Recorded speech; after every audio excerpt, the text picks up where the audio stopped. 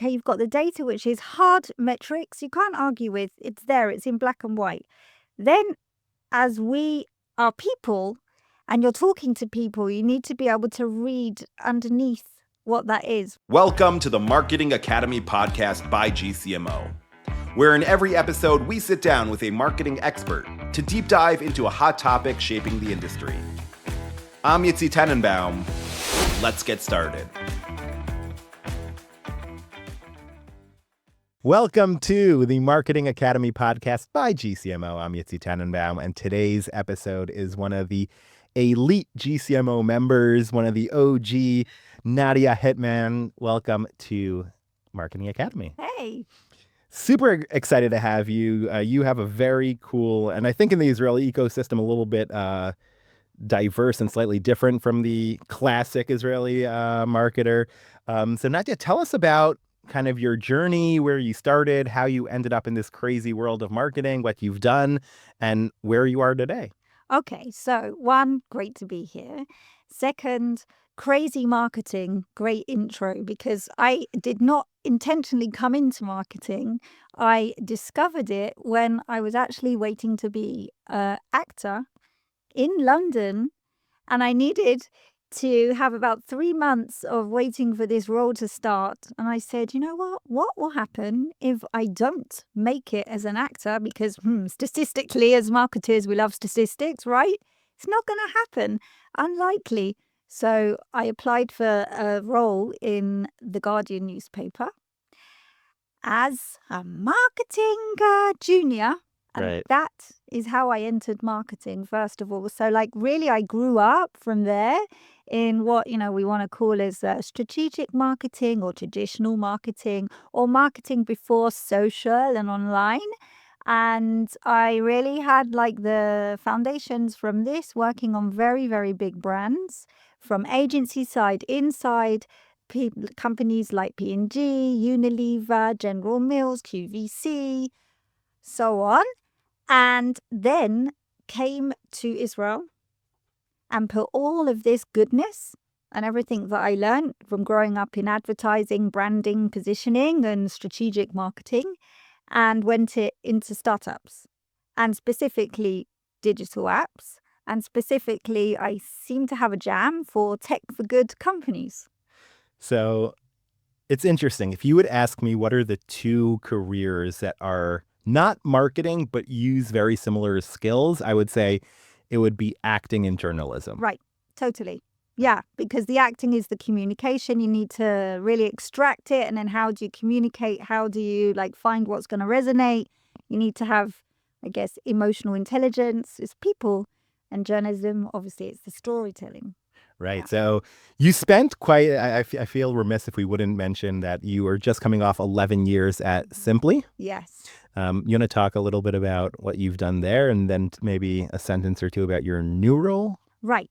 So, yes. So from transitioning into startups, when I moved to Israel, and very much with an emphasis on global, I've only really done global marketing, first of all. And then I did a few startups before, early stage startup, and then the whole journey of pivot, these things. And then I went into Simply, which at the time was Joy Tunes, and at the time was just piano teachers, and with one product for teaching, not even Simply. How many apps do they have now? It's like 7 or something, right? So there's the Simply apps. Right. So you've got the Simply Draw, Simply Piano, Simply Guitar, Simply Sing, and still the teaching app as well. So I joined right at the beginning. So now think, as a marketeer, you have one target audience, you have one app, you have a small team that is working very much impact driven. And then we penetrated the market for teaching, and then we went into the mass, which was the first Simply product, Simply Piano. So as a marketeer, I built the foundations of what is known today as, okay, this is the marketing profession, the marketing, there it's the guild, because everyone is in small multidisciplinary teams. So it's about where do you align and have your best practices. And then obviously the marketing that goes into the product, building product marketing. And then the obvious one is the rebrand from Joy Tunes to Simply, and doing a $1 billion for $1 billion company on this. And then also building methodology, like for creatives, how do you do performance driven ads that are not for brand? How do you do the marketing inside the product, audience led, everything around this. Right. And that's a topic we want to double click on today, because you and I could talk about a lot of things about rebranding. There's a lot that we can cover. But I think there's something very unique about B2C that you have quite a lot of experience in. Working with audience and understanding your audience, analyzing your audience, using your audience for marketing purposes. And I think that's a topic that we chose to double click on today. You called it audience-led marketing. Right. So before, I guess, as we start out, what is audience-led marketing? So I would say our audiences are a data point, right? And I think the most effective marketing is done when it's data-led. And so audience-led marketing means you're listening to the audience, it's a data point, and you're extracting whatever insights it is, as well as looking what's going on with the products as well. And then you are shaping your marketing according to what the audience cares about, what's going to resonate with them, what their pain points are, what the motivations are, as well as extracting the data from the products and whatever else is needed. And that can inform a bunch of things like strategy, brand, messaging, how you need to segment. And that's, I think, what I would say is audience-led marketing. Right. And I assume audience-led marketing, but it could also be audience-led product. I assume a lot of what features are we investing in? What do we want to build more of, right? If I'm seeing a lot of traffic in one thing and very little on the other, I want to see why are customers not using this and they're really using that. Maybe they don't really need Y, but they really need X. Let's double click on X. Let's create more of X and replicate that. So right, yes, right. We as marketers use it in marketing, but it should be used across the business. Yeah, totally. And that's why I think it's not just audience-led marketing. It's just audience-led. It's being purpose-driven, and it's a data point. It's listening to the data and then shaping whatever it is around the strategy that's needed. So, yeah. So something our B2B listeners won't have the privilege of having is having the immense amount of data that someone who has a B2C app has. Working at Facebook, I remember that hundreds of thousands, those numbers meant nothing. Everything was measured in like tens of millions. And you did something small. You moved the button from left to right. You made this bigger. You made this smaller. You would see affecting hundreds of millions of people. And it was now in B2B, you could do a whole thing and it influences 120 customers. And you're like, whoa, this is an insane number. It's so many customers. And it is when you look at from an ARR perspective, right? It's a lot of money, but number wise, I think B2C is very, very different than B2B. So I'm wondering, in the world of B2C, how do you do that measuring? How do you look at that data? In what way? So I think if we're talking about audience-led marketing as well, there's different types of data.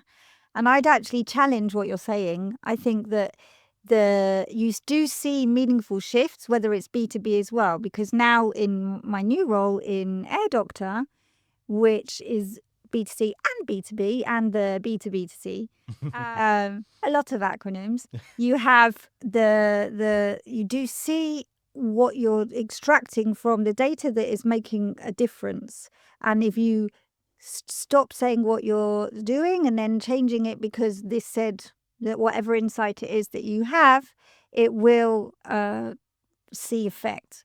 So the data, how you do it, I think there's several places, right? You've got, okay, as a marketer, you're looking at insights from qualitative. So you've got surveys, you have interviews, you have focus groups, whatever it is that you've chosen is the right method.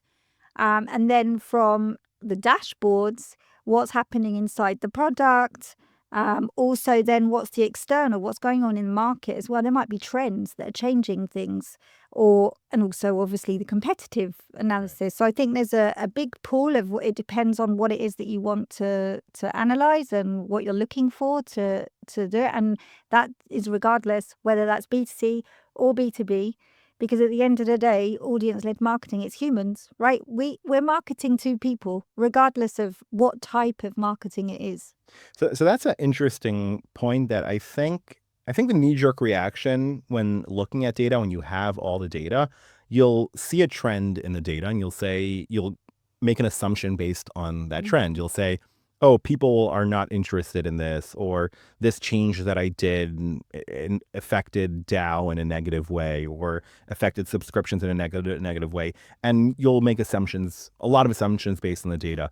Why do you think it's important to still have the focus groups, the interviews, the competitive analysis? Why do those two things complement each other? Why can't I just use data? Okay, so it's a great question, by the way. And it's one as a marketeer I ask every single day. I think that it's like to look at it from like the yin and the yang. Okay, you've got the data, which is hard metrics. You can't argue with. It's there. It's in black and white. Then, as we are people, and you're talking to people, you need to be able to read underneath what that is. What's like that layer underneath it, which you can't actually get from the data. This will tell you very sort of binary things, right? And then you can analyze it. You can then obviously, yes, you then create actions out of it. But now if you think back, okay, why is looking at the data so important? Because you have a hypothesis to begin with. And you say, okay, great, I'm going to check this by doing 1, 2, 3. And then that's your assumption. And then okay, well, hang on, is there a risk attached to this or not? Talking to people, the qualitative side, you can read between, underneath. You can then do follow-up. You can then, but hang on, what did you actually really mean here? And you can have a much more in-depth, under the hood analysis, which you can't get from the data. And also you're looking also about what's not being said, right? Which you can't get that unless you're not doing qualitative. Correlation doesn't mean causality, right? Right. The fact that you see something in the data, hey, at this hour, this is happening, you don't know why. And maybe when you talk to customers, you can figure out Right. why. And also that's the whole thing as marketeers. It's also the data, but it's also we all need to know what the why is. Right. The why is, why do people do what they're doing? Like, how can I cause more action if you understand the why? And that's also like, we may as well just call it human-led marketing. Human marketing. Exactly. It seems like for you, it's very easy to do these customer interviews and focus groups, but I don't think all marketers have it as easy, have that much experience. Do you have any few golden tips on what works, on how to do it quick and easy, talking to customers, having those conversations, conducting those focus groups? Yeah. So I think, one, you need to choose what the method is. Okay. So if you want a very in-depth extraction of insights, I made that sound very scientific, then you need the one-to-one. Right. If you're trying to get patterns, you need a survey, right? So like understand what it is you're trying to answer first. If you want to see reactions, show mock-ups, I don't know, have a discussion with other people to understand the peer effect, a focus group could be good. So Right. first understand what it is that you're trying to achieve, and then what's the method that will do that. Then once you've done that, if like now we'll do a drill down on, say, one-to-one interviews. I think one of the mistakes that I've seen is you introduce bias. So one of the ways, the first thing I would say as a tip is understand how you're going to ask the question with a non-biased way. You don't want to spoon feed people. You need to leave it very open. Otherwise, you're going to like basically infiltrate your own interview, and what will come out will be skewed. So it's like open questions. And then think about it. The other tip I would say is think about it like you're having a conversation like we are now. And also conversation with whoever. Think about your best friend and then you can really make it very intimate and ground level. And it's, at the end of the day, it's a communication, it's a relationship that you're creating. And so then when people get comfortable, a bit like in hiring, right? You're interviewing a candidate, you want to make them as comfortable as possible so that their true self can come out. So that's the same in interviews, for actually getting insights. So those would be two things I would do. Right, have them let down their guard. Something that I very much enjoyed doing when working at Facebook was wherever I would go, I would talk to the Uber drivers Right, about, hey, like, do you use it? How do you use it? What does right, it work? What do you like? What do you dislike? And they don't know who I am, right. and it's just a genuine conversation. Exactly that. So for focus groups, I learned also when I was at Simply, but in other startups as well, when I would pretend that I'm not from the company. So I'd be like, hi, I'm Nadia. I'm conducting this on behalf of whoever it is. And then they let their guard down completely. And they're like, thank you very much. I'll pass that on. And it's that's another example of removing the bias. But also at Air Doctor, like any startup should do, or any company actually, in fact, you need to go where people are. You need to see the product in use. You need to see how the audience is reacting, and from there ask the questions. And you can't do that if you're removed. Right. Like now, wherever I travel, I open up Air Doctor and I see what actually is going on in the product when I'm actually in the location, because I want to put myself in the audience's shoes. And as marketeers, sometimes we can get so bogged down in like the tasks and everything Right. that it's always good to remind ourselves to like take that zoom out. I'm a big fan of seeing the sparkle in a customer's eye, because when you talk to them about your product, something that you perceive as the most exciting thing might not excite them that much. But then there's a random sub feature or message or something that you haven't really talked a lot about, but you kind of bring it up, and that's like their aha moment. And I think you'd only see that in the white of their eyes. Like, you know what I mean? Exactly, totally. That's how I think good product testing is done as well, right? When it's product led, you want to see the prototype, you want to understand what's going on, and that's something else that you can't see unless you're in front of the person. Okay, hang on, why did they do that? Why did that stand out? Why did that not stand out? And you can't do that. That's why also I think in marketing a very powerful tool is communities, which you'll know a lot about. You when it's community led or people led, you can really understand what's resonating with them and a quick way to test things. And then again, it's another data point. How would you use a community to test a hypothesis you have, or you have an idea of a new feature you want to launch and you want to test it in the community? Would you just outright say, hey guys, what's your take on? So I'd involve them. I'd bring them along in the process. This is something that I do in all of my marketing roles and really believe in, because you can see it. It's shaped, again, you're building something and you're communicating something and marketing something to a person, whether that's the C or the B, it doesn't matter. So within the community, you can then understand what's resonating. So first of all, which is a great source, you can also do this in reviews, by the way, and also in testimonials, if that's a B, you extract how are they even talking about it? What is the language? They're saying something, so you need to make sure that's probably your messaging, rather than the marketeer saying, oh, okay, I think we should be saying 1, 2, 3. That might not be how your audience is talking about it. So that's one example of how you can use communities and beyond communities to understand the marketing. So from the language perspective, another point is, okay, you've got a new feature. You might want to prime them, so you can then introduce it as okay, we're testing this, as better, or even for shaping what you put inside your product.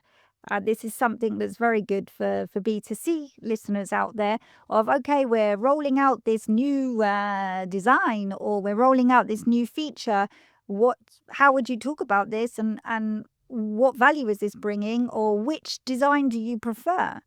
And then just bring them along the journey. Right.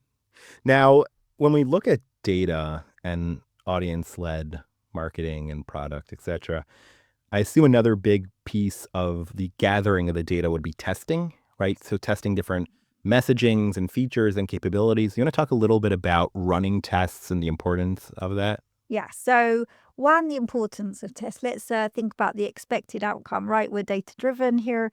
So you want to understand if something is going to do the action that you need it to do. So you have a hypothesis. You don't know whether or not that's actually going to happen. So one, absolutely test. You just mentioned the example of in Facebook, we moved this to the, like 1 pixel and it did, something explosive, It's right? crazy, yeah. You wouldn't have known that if it wasn't tested. And so, By the way, we have to test everything. We can right, never roll it out. no. So I agree. And this is the type of marketing that I 100% really think it's so crucial, because at the end of the day, it's a hypothesis and it's an assumption. And also you need to understand what's going to happen to the business outcome of the metrics. That's why you're doing it. You're doing it for the bottom line, whether that's revenue, whether that's increased usage, whatever that metric is. So that's the importance. Then on the how. So I use an example in the Simply rebrand. We did something that most companies might not do, which is we sliced and diced certain aspects of it and tested it before it rolled out. I'll use a concrete example. Now think you have App Store and you have very high performing, high growth apps that if you change something, it's super sensitive. So even in the icons that go on what you see on your phone, we tested the design of that before it actually got released. And we understood before it, okay, so this did an increase in the installs. That's just one example. Same with messaging. You want to understand, okay, you've got this holy grail of, okay, you've got like one sentence to go inside a product as an example. How do you know what you're going to put in? You're taking it from the insights, you're taking it from the data, and then but you could also test it. Or you could even use it for naming features even. How are your audience talking about this? Right. So that would be a place where I would use the community, right? And to Yeah, see. that's one example. Yeah. Or qualitative interviews. Right. Yeah. Right. So I've collected my data, both qualitative and quantitative. So I got a good understanding what I want to do. I tested it. I know what works, right? How do I use that data? I guess what's part 2 of that? Now that I have all the information, how am I implementing it or implementing a strategy based on the data I collected? So you've got the data, now you need to analyze it. Right. So thank goodness for AI now. It's like made that part so much quicker, right? So we can all be market researchers on steroids. Give me tangible tools and methodologies. I have a ton of usage data, qualitative data that I spoke to customers, interviews. I maybe even have the recordings of those interviews. I have a ton of data. I'm pouring it into my LLM of choice. What do I do then? Okay, so you would ask for it to pick out the key trends and the common themes. I'll do that again. You would ask it to extract the common themes from it, and then understand, okay, what are the patterns? And then use that to inform on the strategy. For example, okay, I've literally just done this now for Air Doctor. We have a hypothesis that maybe what we're talking about and how we're communicating needs to be positioned in a different way. For example, Air Doctor is quality medical care wherever you are, whenever you need it. Okay, when you're sick in that moment of need, you need to be able to have a local doctor. Now, you have the consumer that you can communicate to, and you have the insurer because you have it through insurance as well as part of your coverage. But it's 2 different messages, I assume. Exactly. Now, quite easily, you could be positioning it as, oh, it's a service, it's a medical network. But it's so much more than that. And that's actually not what's resonating. And so you then need to understand, okay, first of all, what's the perception? What is the value we give? What would you do if it suddenly disappeared one day? Because then you understand the gap. So you ask certain questions, you're then getting all of this analysis, and then you're putting it in. I'm using AI, I'm using chat, I'm using projects, I'm using a GPT as well for GTM, and I'm understanding what the output is going to be. And then you use that. Okay, so now I have a common theme, which, as an example, one eureka moment is we actually offer guided care. That's way different than a medical network. That's part of the experience as well. I'm then using that to inform now the strategy. That means that we have a different brand strategy that's evolved because of the data, because of your resonating with the audience and your understanding. That's one example. Another example is you've extracted the data and you understand what the themes are. Now, okay, how would you test a message? You can do that super quick on ads, right? Just do an ugly picture. Who cares? What you're testing is the image. And I understand you can do that on platforms like Facebook, super quick. Understand what's performing, what's not. You can do that on different ads as well. You can do it on Google search. Okay, cool, right? Great. You have a theory based on the data. Now go test it. It's kind of test, go back, reiterate, test, right? Yeah, which is, classic startups, right? If I was to combine, especially from the experience of, okay, I came from FMCG. That's like big corporate giants where everything's, like you've got the playbooks. Right. As us as marketeers in startups, we need to create the playbooks. And so you want to all the time data, test, optimize, again, cycles. Right. And you spoke about breaking it out by use case and by story. Can you talk a little bit about also how I would break down the messages based on region, based on persona? I mean, you did speak a little bit about personas, but how else am I breaking down the story using that data? Right. So really good question. And I think it's one that as marketeers we'll bang our heads against, right? Is that, okay, you have different regions and you have different behaviors, and therefore you have different ways that you need to understand how you're going to market. So yes, you would break it down by behavior, by, okay, what's happening in this region. For example, in Japan, you have the trust component is super important. So also then that means then maybe the bee doesn't know about whatever product it is, but then, okay, so you need to somehow make people know about it. That's the recognition part. So you could actually use consumer campaigns to influence that. You also have culturalization, as I call it, not localization. Localization, that's easy. Everyone can localize. Right. As long as you've got a good translation company. But the culturalization is really understanding those nuances. Again, I'll use Japan as the example, right? You have a very different way of doing business. And their long emails are actually a good thing. And also you need to change the way that you're talking. You would be maybe more softer, more buttoned up, as I would say in a very British accent. And so that also influences the way you're marketing. When you talk about Japan specifically, I worked for a startup who we tried to penetrate the Japanese market 3 times, and we failed at penetrating the Japanese market 3 times. And the only way to really do that was finding a local partner and working with them, because there is so much culturalization, as you call it. It's not just a language barrier. It's a understanding how business is done, what resonates with them.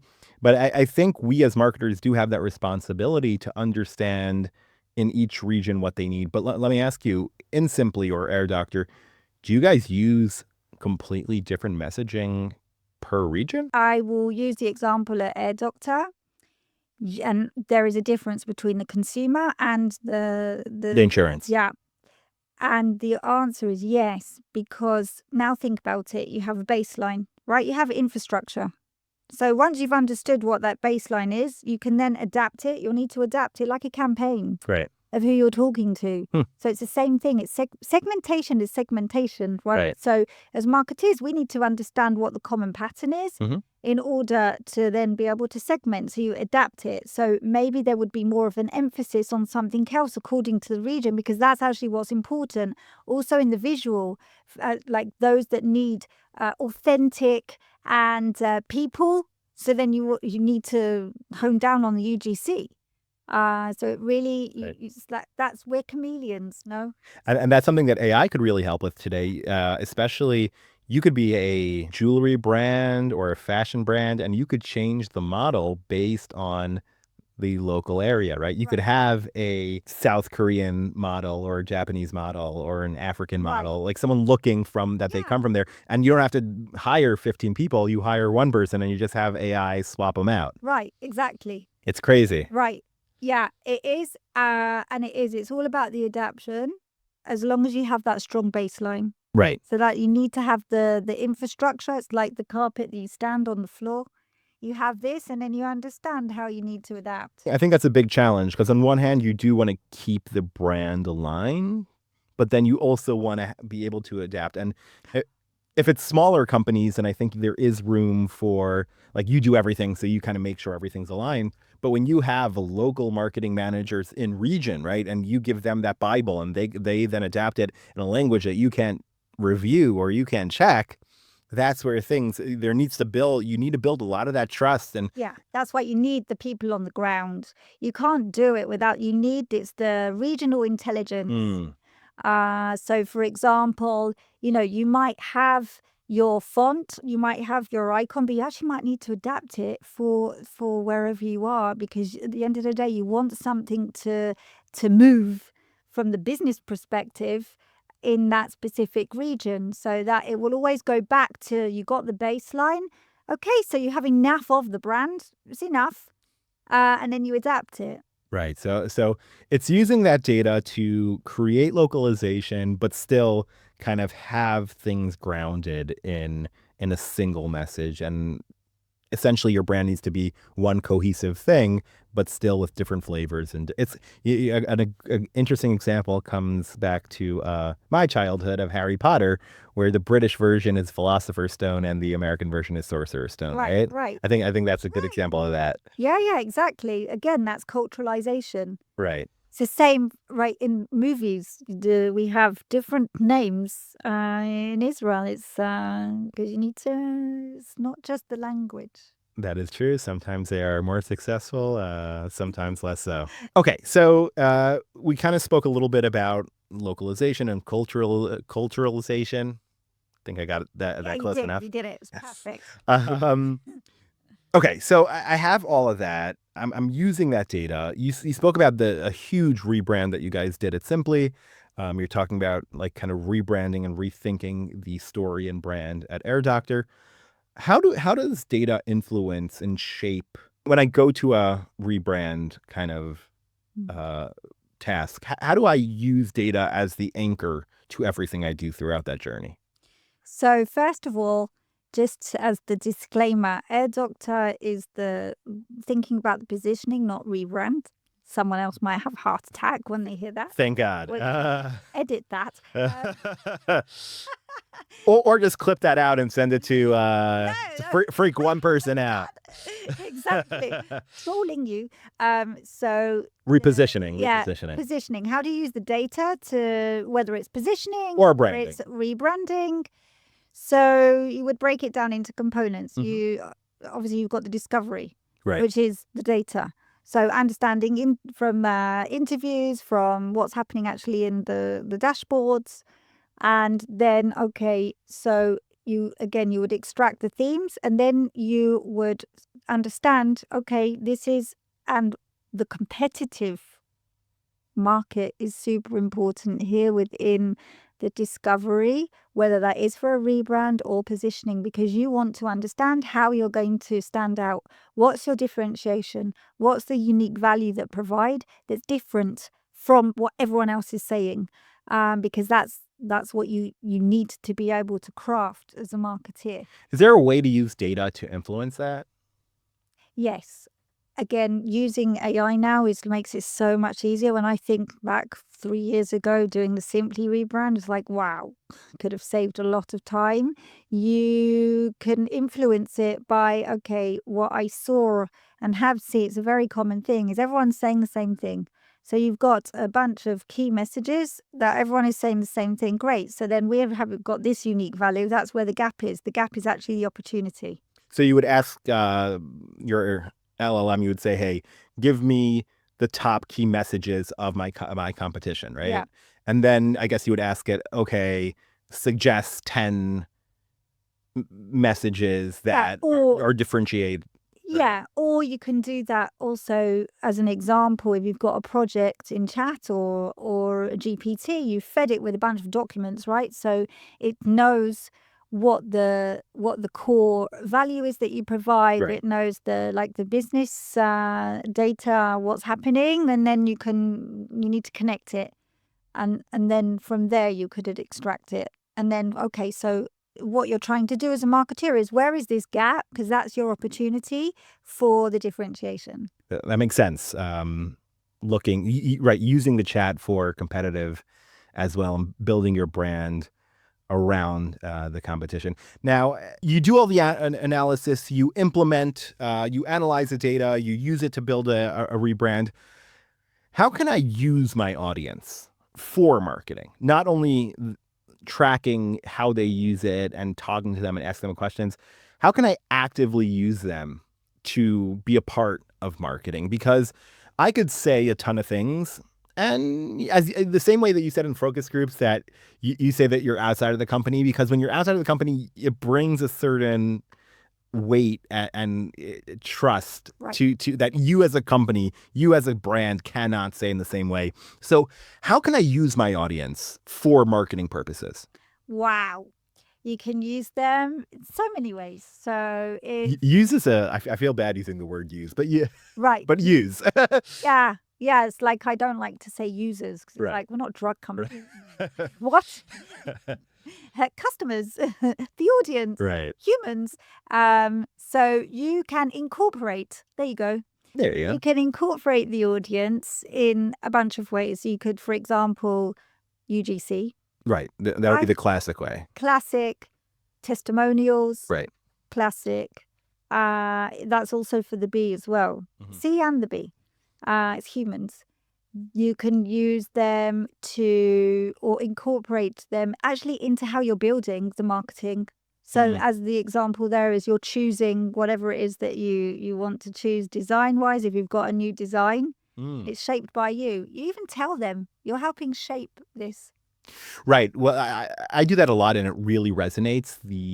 Telling them, hey, a lot of companies will say you get first exposure to new features. Right. I don't think that what they like a lot more. And by the way, this is also true with industry analysts, with Gartner and Forrester. You tell the analyst, you're part, like, this is your product too. Right. You've built it, and it feels different, right? You want to feel like you're inside it, and especially if you're already experiencing this product. Right. See, I deliberately avoided the word using. So yeah, and that resonates much more. Like, everyone wants to know what's in it for me. Right. They actually don't care about the product. What's in it for me? Wow, I'm using it. You can actually use that as part of your brand, right? It's very, very personal on a mass level. Wow, I'm helping shape this. And especially if it's a product you use very often, right? If you and your job use this product 2, 3, 4 times a day, you're spending 2 hours in it, and you can then go to a feature and say, hey, that button is there because of me, or you could do this. And even if in your company no one knows, but you could go to your peers and you could say, hey, how do you like that new feature in Salesforce or in Oracle or SAP? That came because I influenced it. I spoke. You become one with the brand. And when it's time to renew, you're a lot more, you're a champion, because this is as much your product than it is theirs. Right. So that's another point, is that you can incorporate your audience through advocacy. right? So whether that's through product marketing because you're asking them to be a part of whatever it is, or actually they are champions. Go find your power customers and incorporate them back in Simply, or actually when the audience was teachers. The teachers were very much part of our advocacy because they were on the ground and they were, creating webinars, all sorts of different resources for teachers and bringing other teachers into that, which is, in effect, it's very similar to a B2B model. And so that's another way. That's unique because you have professionals in your domain, right? A piano teacher who's going around and saying, hey, use Simply. There's something to be said to that. And they're bringing their community in and people are asking them. I'm sure I've never been a piano teacher, but I'm sure piano teachers very often get asked, how could I learn? How could I get better? You play so well. And it could be a constant reference. Do you guys use like affiliate link? All right, is that a thing? Yeah. So we use this also in Air Doctor. Okay. As well. And so that's another way of really like travelers that are on the ground. They're using Air Doctor. This is how we find our ambassadors. And we have ambassadors all over the world. Okay. And it really helps there because there's a synergy because they're actually already using it. It's not, like in the classic paid sense. And that I would say is another very useful tip for any marketeer is the easiest way. What we're trying to do as marketeers is what's the path of the least friction, right? Least resistance. So it's okay, great. If you already have your audience that's using your product, and it's not necessarily for social reach, but it's for the championing, it's for the advocacy, it's for the ambassadors. This will be much easier and also way more authentic rather than it's, pay for pay. Right. So talk a little bit more about the ambassador program, because I'm curious. What is an Air Doctor ambassador? What does that mean? How do you recruit them? How do you use them or not use them? I can't. How do you incorporate them? Incorporate's good. Your story. You know it's worth. I always switch leverage to use. I can't use leverage anymore because that word's overused. Yeah, that's a bit dirty, isn't it? Leverage. Right. So instead of leverage, I always switch it to use. Right. Now I can't use that. I'm telling you. Incorporate. Right. So how do you use your ambassadors? How do you build them out? How do you incorporate? Obviously doing social listening, right? Any brand, company, marketeer will need to have this component of social listening no matter what stage it is. But obviously when it gets a bit bigger, you can then understand and, there's actual success. So that's one way to actually understand where they are. Another way is you're going into communities, travel communities as an example, and you already have people talking about it. Also the word of mouth, travelers talking to other travelers, and then you approach them, say, hey, I see you're already found this very valuable, and how would you like to communicate this out so other people can find it valuable when they get sick? That's just one very small. And then you give them an affiliate link essentially. Yeah. Right. In my world, cybersecurity, and it seems like this is true for many different verticals. Reddit is the town square, right? And a great place to get advocates. And there's something about authenticity there. Well, this is you go against the guidelines there, right? They actually penalize, so you can't actually game that. Yeah. You can. Right, but their authenticity, that is what it's built on. But then Reddit, I think, can be more relevant. It depends on what the product is. I've been an advocate to hire a full-time Reddit person who would have to chat about other things, but then very rarely mention, I'm giving you a ton of tips about traveling in Southeast Asia. But also, I really like Air Doctor for health insurance, right?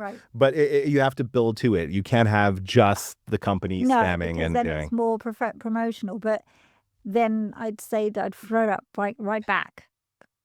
we're all allergic when it feels like you're being sold to or promotional. And that is, I think, the mark of very good marketing is when it doesn't feel like you're being marketed to, and that looping it all the way back. How do you do that? Because it's coming from the audience. Right. Now, a big part of our talk today is data and audience data. Is there a way that I could use the audience data to identify ambassadors or identify like who are the right people or use them in a certain way? Yeah, so you could understand from whatever database it is that you're doing, you would first need to define what the profile is, right? There would be an ideal profile that would hit the mark of what an ambassador should be for whatever product it is. So I like to think in frameworks because I am a geek. So think, what's that framework? What makes the ideal ambassador? And then you would look in the data to understand what's coming back. And then from there, you go, okay, great. Then you're like, obviously, now let's analyze this. You might have 5 people that you can start with. It's a start. Right. It's interesting because on one hand, yes, there is a very clear framework. On the other hand, what I've learned from ambassadors, and you kind of want to get all over the place. You want those very heavy users. You want the very, right? Like you kind of want a very broad But then group that's of the people. testing. Right, right, So you don't go broad. You understand. You try a bunch of things in parallel, and then you understand what's going to resonate. right. So as we come to an end and conclusion, um, if I look at a smaller company or someone that doesn't have a ton of resources, or they're just kind of starting out and they want to figure out how to conduct analysis and interviews and ambassador programs, do you have any tips on how to like start small and then grow that kind of thinking and frameworks and methodologies around audience-led marketing? Yeah. So I'd say, and I've learned this from experience as well.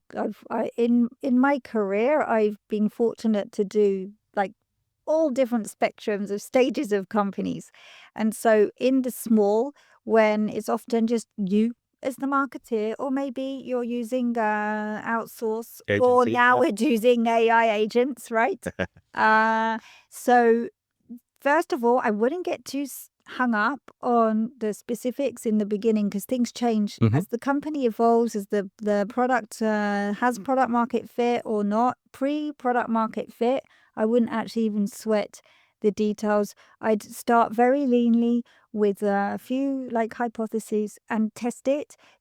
And that's it. You don't even at that stage, you can try to create a brand framework as an example of that, but it's probably going to change as you evolve. And so make everything super lean. That would be like the biggest tip, and really listen to what's out there. And okay, fine, you don't maybe even have the audience like database Right. to begin with.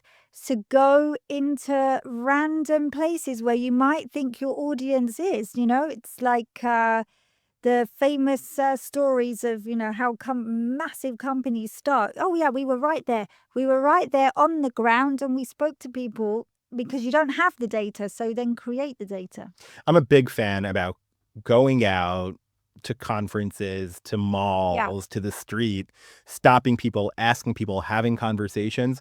And it doesn't have to be hours and days. It could be, you know, one day, a quarter, you go out, you collect. But if you're a marketer and you're not meeting customers, you're not talking to customers, you're not analyzing customer data, then you obviously are very confident and are probably missing some really important opportunities. Right, it wouldn't be based on this like very crucial data point. I always say we as marketeers, doesn't matter actually what we say, or yeah, obviously it's informed, but how you then package it, it really needs to come from the audience because that's who you're trying to move, how you're trying to make them do something of whatever it is, right?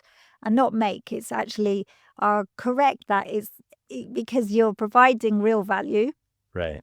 So if you have the real value and you found the way for them to listen, and because you're listening to them, and so it's resonating, then it will drive the business outcome of whatever it is that you want to do.